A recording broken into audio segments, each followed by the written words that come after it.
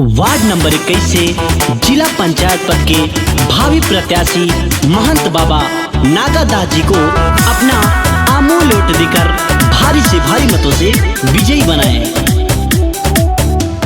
नागा बाबा जिंदाबाद, जिंदाबाद, जिंदाबाद। महंत बाबा जिंदाबाद, जिंदाबाद, जिंदाबाद। जिला पंचायत के लड़े चुनाव हो, करिए विकास बाबा शहर या गाँव हो।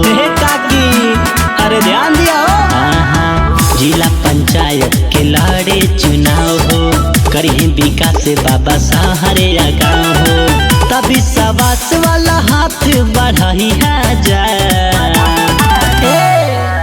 कहता नहीं भैया भाभी ना भूलाई हाजा, नागा बाबा के अब की जिताई हाजा।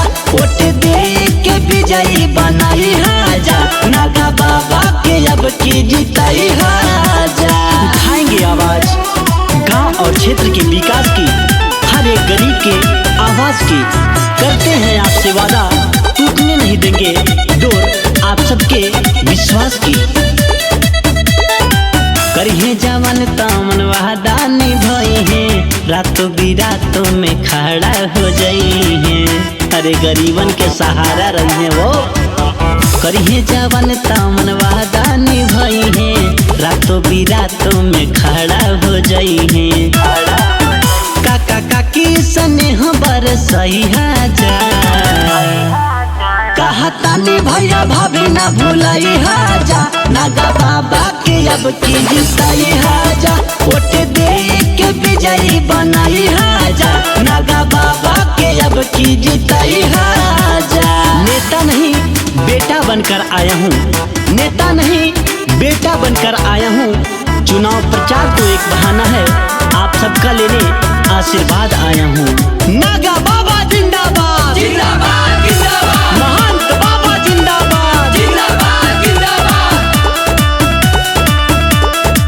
अजय कृष्णा के बहावे गोहार हो, कभी नैया सभे भाव से पार हो।